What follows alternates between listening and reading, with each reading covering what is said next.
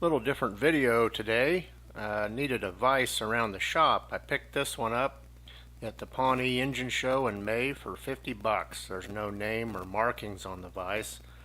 It's 6-inch jaws and a bit of wear and tear, but I think it'll be a good vise just to have for a general shop vise. Someone welded the thrust plate, so got to get that fixed. And overall, a solid vise for what I need.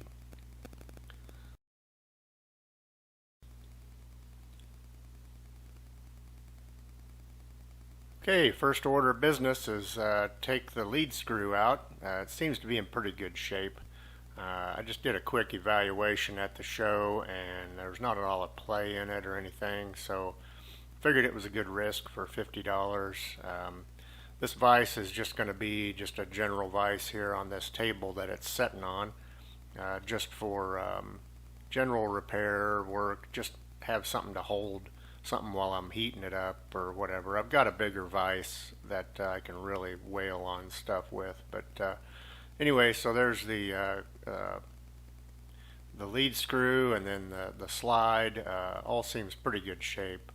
Now the work starts.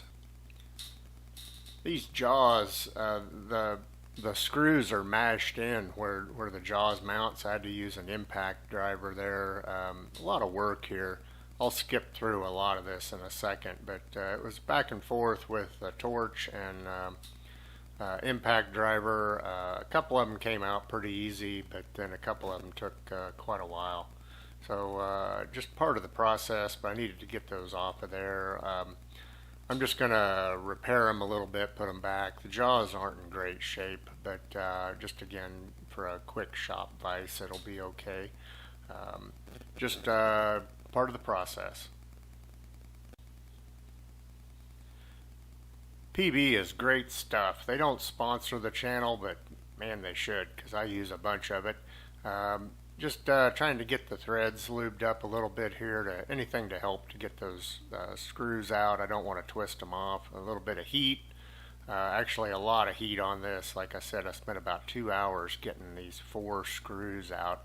I didn't want to just break them off. Was going to reuse them. They're not in bad shape. It's just where the jaw was rolled in on them is all. So not a big deal. Just a lot of work.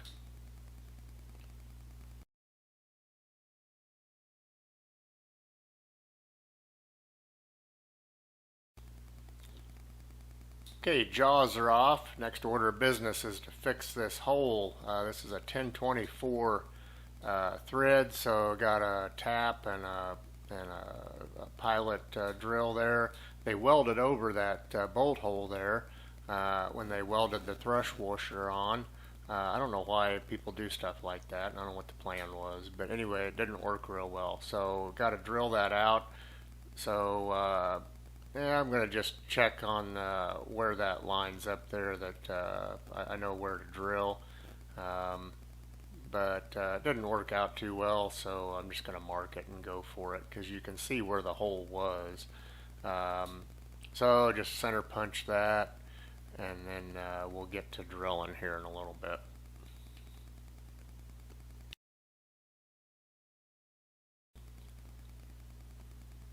Well, now we'll start drilling. I'm going to try to drill this as straight as I can. It's not real high precision, but I want to do the best I can here, and I certainly don't want to break that drill bit off. That would add a lot of work to the project, getting that drill bit out. That weld drilled really easily, actually. Usually welds are pretty hard. This one seemed to drill pretty nice. It may have been just a cast iron rod, I don't know, but yeah, we're going to drill in here a little bit and then check alignment up. So like I said, this drilled pretty nice, and I was pretty pleased with that.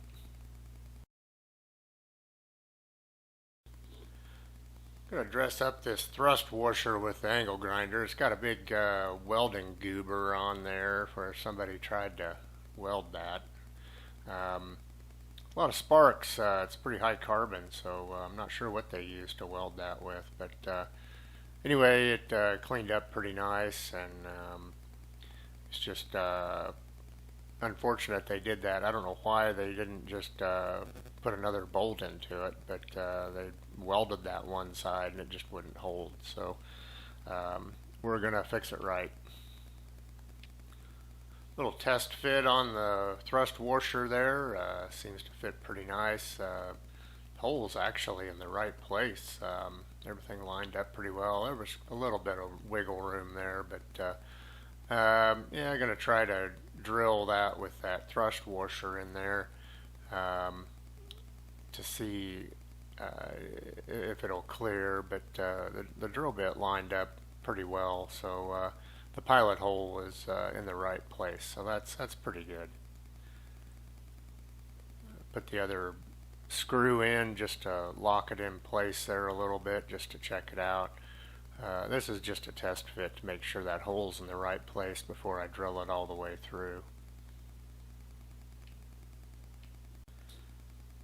Yeah, just tightening that bolt down, see how the fit goes. I thought maybe there should be a thrust bearing in that into that shaft there, but I don't think there's room for it. And besides, this isn't a high-end vise. It's not a machinist vise or anything, so I don't think it needed that. So I'm going to try to drill using that thrust washer there as a guide. But hey, guess what? The drill bit's not long enough, so got to take it apart and just drill it like I was. Hopefully it'll stay straight. Okay, we'll get that out of the way and finish drilling here. I usually drill cast iron dry. It just seems to clear the dust and the chips better. Cast iron really doesn't make chips. It makes more of like a black powder, kind of like baby powder. So it really balls up with oil and grease and stuff when you're working it. So I usually just drill it dry. I don't want to break that drill bit though.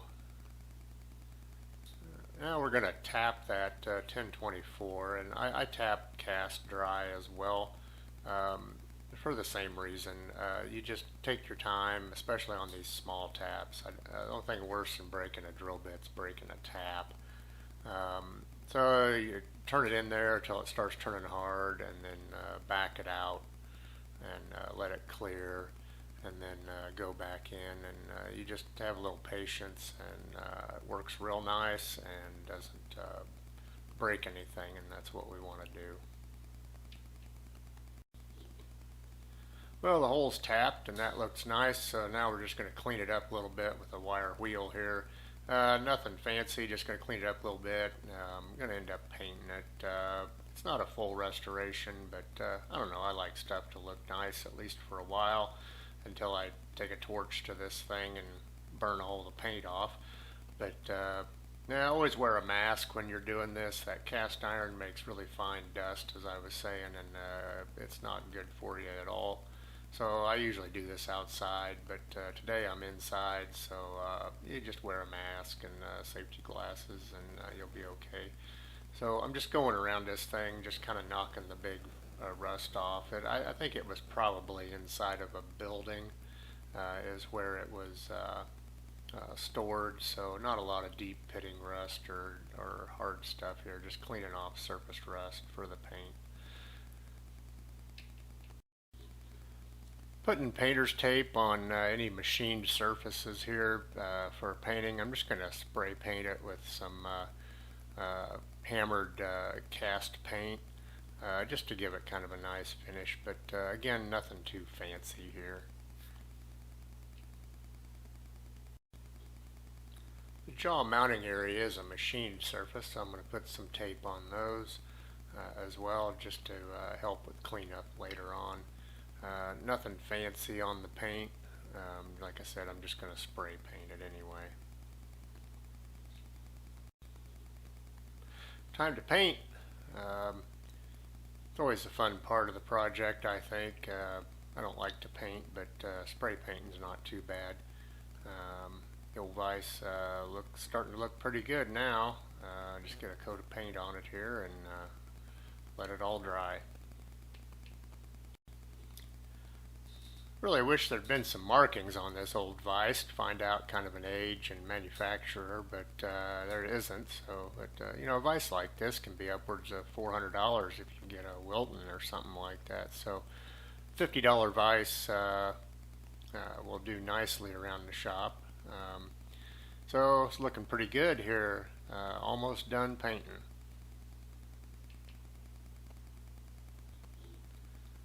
Okay, paint's dry. Let's see what we got here when we get it all back together. Putting the jaw back on it now. They went on a lot easier than they come off. I know that. There's the mogul side shaft in the background there. I got it mostly disassembled. I got a video about ready to come out on that, so haven't forgot about that project. Just been busy with some other things. So putting the other jaw on here. These jaws are worn pretty bad, but they'll be all right for what I need. So gonna set the two parts back together. It's just a simple slide in there. It might be just a little sprung, but I think it'll be all right. A little oil on that back of that thrust washer, and then out on the lead screw, and then a little bit of grease there for good measure. It actually works pretty nice with just nothing, but this will help keep it from rusting up or anything, and hopefully I don't abuse this vise too bad and burn the oil out of it or anything. So anyway, putting that back on, and we're getting pretty close to being done here. There's the final bit of screwing in there, and put some cap head screws that were Allen heads in there. Not period correct for this vise probably, but it doesn't really matter. They were what I had that was 1024.